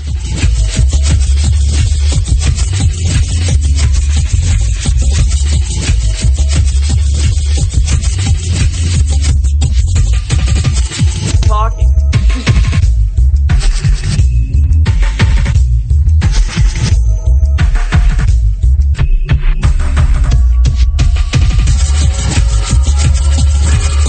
And we are back, coming right at you. That's right, After Hours AM, and we are having a great conversation with, wow, we got the cream of the crop here. We have the founders of, Fandor, and I'm looking at their website again. Sorry, I got caught up. Look at the cool website, because I love the front picture of the guy in the white hat, with the white jacket, looking up to the sky. Right. That just grabbed my eye there for a second. And then we also have with us, we have David Shendel. He is a filmmaker, and then we also have editor, tech editor, broadcast and cable. We have George Winslow, and of course, there's me, Joel Sturgis, and the awesome and talented Amanda Salazar. Yes, and who else? That's me. Eric Olson. There we go. Yeah, now we got everybody in there. I didn't want to leave her out. I just found her picture. She's cute. No, I know, right? Well, Wow, thanks, guys. Hubba. No, but I can confirm that. No, I am terribly sexist. Don't take it Yeah, away at all. yeah. But when we were on break, we were actually kind of. I'll do the story again. Is my TV fried? I went down to Best Buy to buy a TV, and the only option you have these days, it seems anyway, if you want to get into the higher end TVs, is all the smart TVs, and it seems that they are really leaning towards, I guess, maybe balancing streaming along with functionality of the TV so you can get both right from one device. Now, George, I have to ask you, has there been any real talk about maybe taking the cable totally out and making cable television, as the infrastructure gets better, strictly a streaming service? Yeah, the operators, for quite a long time, really pretty close to 10, 12 years, have been looking towards an infrastructure which could increasingly be called IP or based on Internet protocol as opposed to their traditional infrastructure. And there's a lot of advantages to that, as we were talking about earlier, because the IP infrastructure, the Internet infrastructure, allows you to deliver single streams of things. So your VOD service, that's the way that works on a cable operator. And over time, they certainly will go that way. It's just a matter of what's more efficient. There are a lot of things, however, that are much more efficient to deliver the traditional way, and that is, say, the Super Bowl. You have, 100 million people watching something that's much better done in what might be called a broadcast model of, one to many, rather than one to each individual consumer. So that's a big change. And at the cable show this week, there's a lot of talk about that ongoing shift to an IP infrastructure, which would allow much more personalized content, would allow much more personalized ads, and so forth.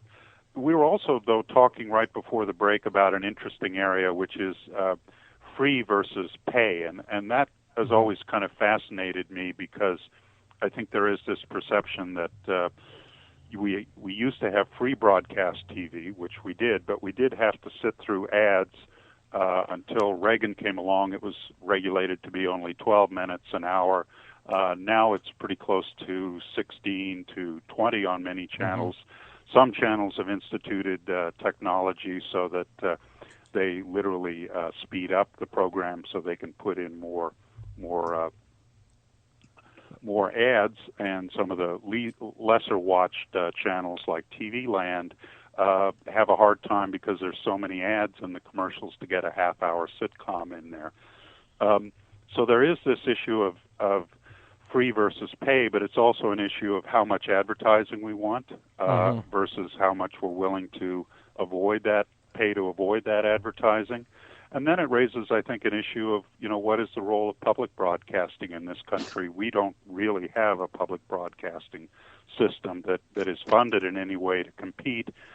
Most countries in the world do, and there you, I think, can have a debate over public and private a little better than you can have here at this point. Well, do you think, George, that the over-the-air television will go the way of the dodo bird someday? No. It's going to change. They're right in the middle of doing something, which I'll give you a horrible acronym. It's called ATSC 3.0, and ATSC 1.0 is the current digital broadcast standard. And they're in the middle of putting together a new one that I'll have an article out on next Monday that will likely begin to percolate into the market in 2018 and 2019. And that will allow broadcasters to do whole bunches of stuff that they can't even think about right now. You can have interactive television built into the broadcast stream. You could have video-on-demand content sent out via broadcast. The broadcast stream can interact with the Internet. You could have 4K broadcasts. You could have broadcasts that are so good you could get them in a speeding car. They've done tests at about 100 miles an hour to get good broadcast signals. And you could also use this broadcast spectrum, which is very, very valuable, to do things like broadcast to home security devices, send out security alerts, work with this emerging area which is known as the Internet of Things, where you have all of these Internet-connected devices and they can operate together to provide a variety of services. So broadcasters currently have very valuable spectrum. The government is in the process of selling some of that off, and there are worries that they won't be able to quite do everything that they want to, but they are in a good position if they're willing to invest, I think, in creating an awful lot of interesting new services. The question is, whether or not they will do that. In the past, they have not necessarily always done as much of that as they might have. Yeah, because I remember the big shakeup when HD TV broadcasting came out, and everybody had to get either buy a brand new TV or get a converter box. And that was just a huge shakeup, especially for my mom and dad, for one, and they're in their 60s. They had no idea, because their whole life they had the antenna on top of the house. All they had to do was put the antenna up to go down and watch TV. Now they had to point it in a certain way, and now they had to have this box. It really, as we move forward though with technology, it seems to leave a few of the people of other generations, not all of them obviously, but a lot of them, kind of in the lurch of where do they fit in all this. Yeah, well, that's a very good point. And almost always left out of tech discussions, because tech writers tend to love to talk about the newest, latest, bright and shiny thing, and rarely like to look at some basic economic issues. Basic economic issues are one of the reasons why we have kind of a stagnant pay TV market, because wages, frankly, just have not gone up for decades, and family incomes have gone up, but that's mainly because you have two earners in many families, and so disposable income has been fairly stagnant. Debt has been rising for a lot of people, so that raises some real issues about people being able to get access to services. Video, as things like sports games and things like that are obviously the most controversial, but there are huge educational issues with investment in broadband and getting access to that for a lot of people. Rural communities where I live don't have good access to high-speed internet, which is devastating to...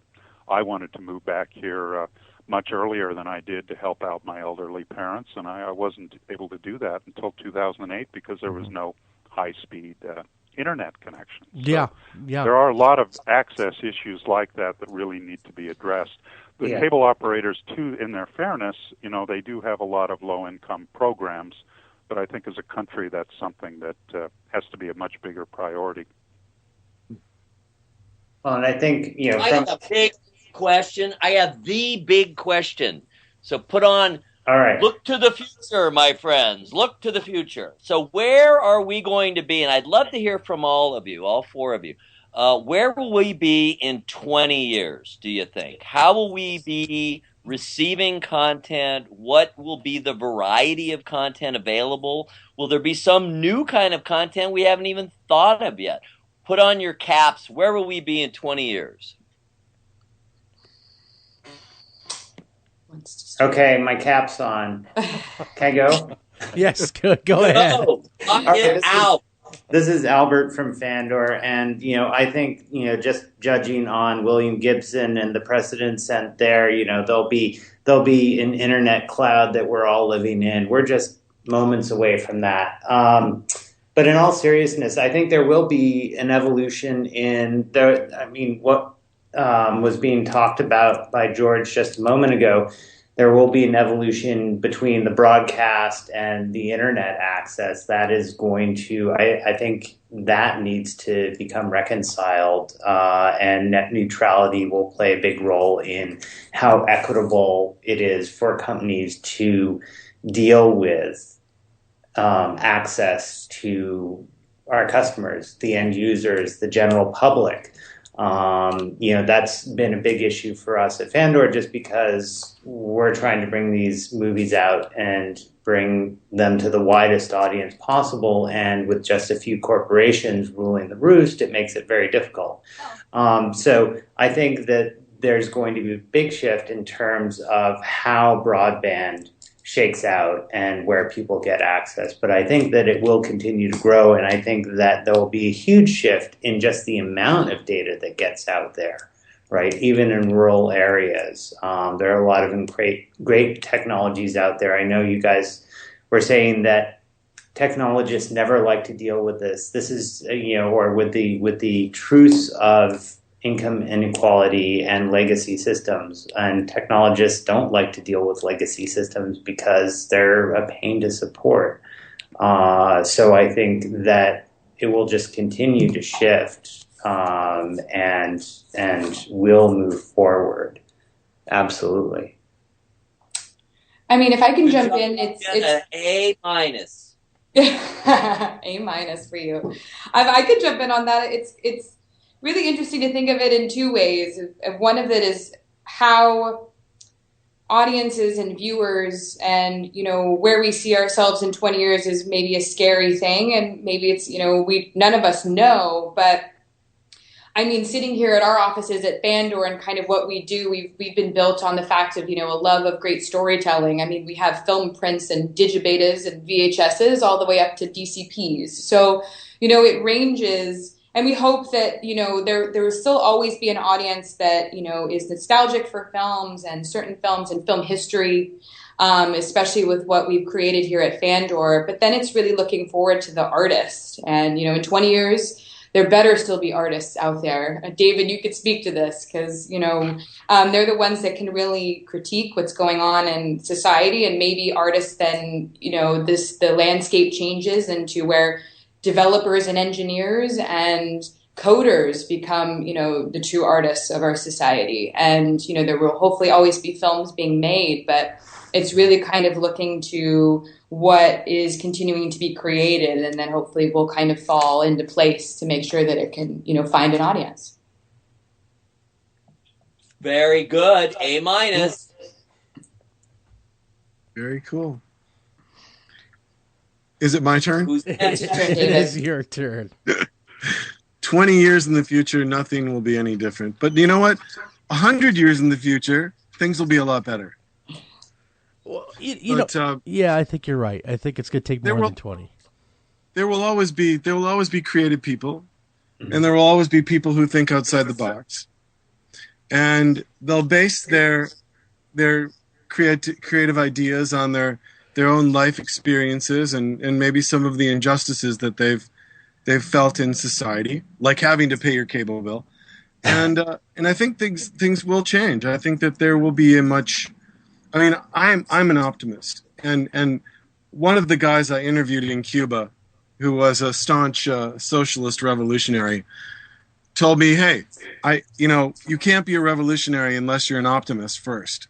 You have to believe things will change, and they'll change for the better."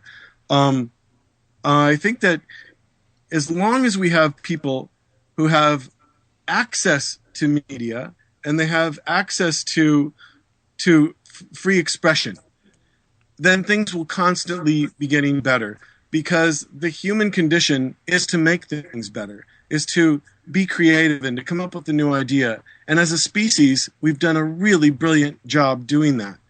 There are always forces that will be there that will try to close down ideas that are too progressive. There will always be someone who tries to make a pound of flesh off of everything that you do, which is fine. That's the capitalist system. That's what we live within.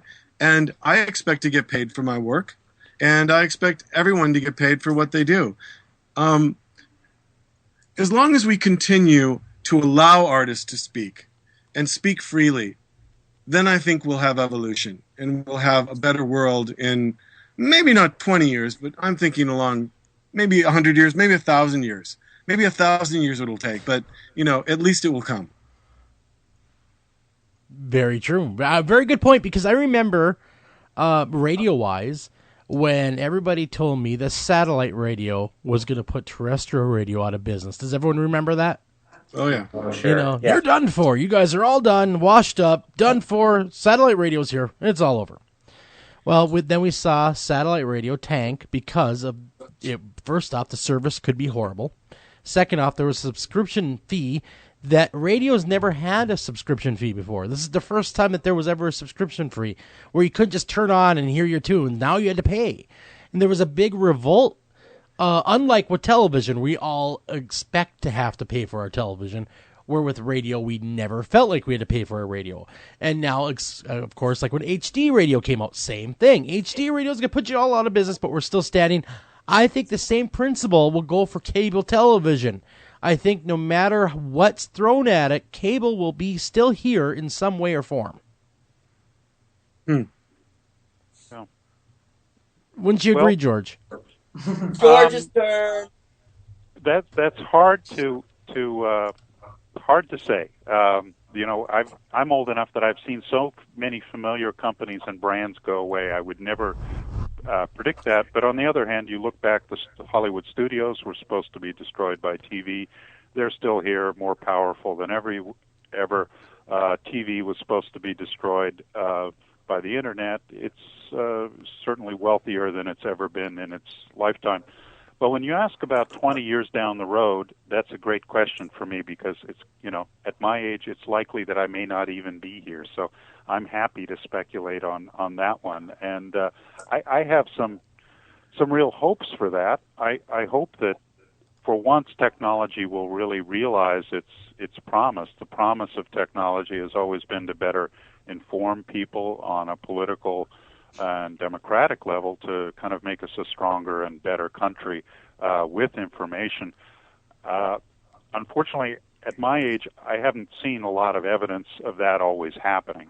And I think as we move forward with this, it really becomes much more important to look at the media and technology as a political and social issue, to be thought through and to be very sophisticated about, instead of merely just consuming it.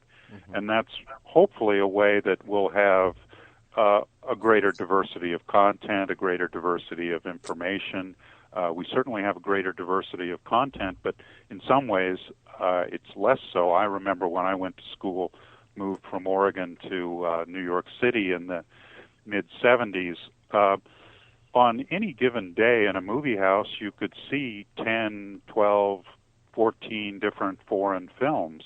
There were a whole host of movie theaters where you could go and see old Hollywood films, old indie films, in the way they were meant to be shown on a big screen. When I left in 2004, because the rents were up around $2,500 in an area where they used to be $100,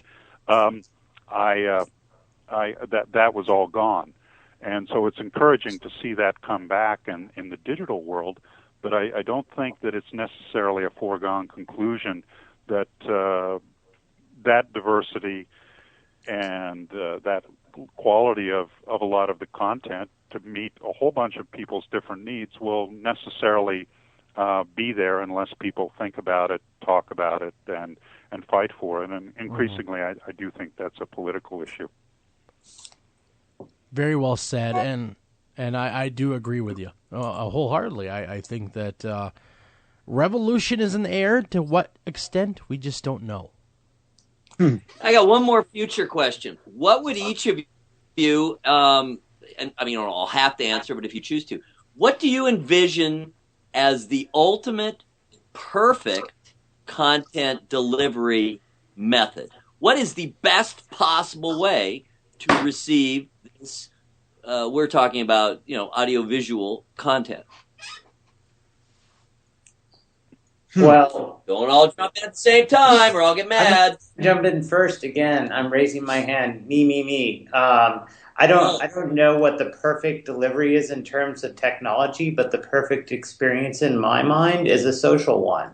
One where I can enjoy a great story or an incredible documentary and have that shared experience with friends and family and be able to talk about it. That's the most crucial aspect in my mind. Albert, nicely put. I would have to agree with that. Yeah, Any definitely other agree. thoughts? Well, I just think now we're trying to find new ways to create that social experience, on different platforms digitally. We're trying to create it in, yes, within, you can go to the movies and have that experience, but that interactive component, mentioning the television going that way, we're just trying to find new ways to bring that element back. So I would have to agree, it definitely is about that shared experience, that, conversation around it. Mm-hmm.